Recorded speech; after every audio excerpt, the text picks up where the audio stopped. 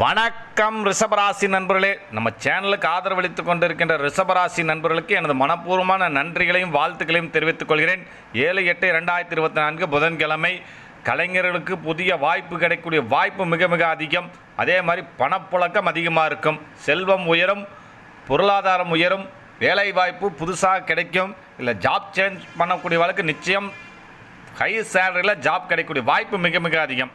ரிஷபராசியில் இருக்கக்கூடிய பெண்கள் நிச்சயம் தங்க நகை ஆபரணங்கள், வீடு, இடம் ஏதோ ஒன்று இன்றைக்கி வாங்கக்கூடிய யோகம் உள்ளது.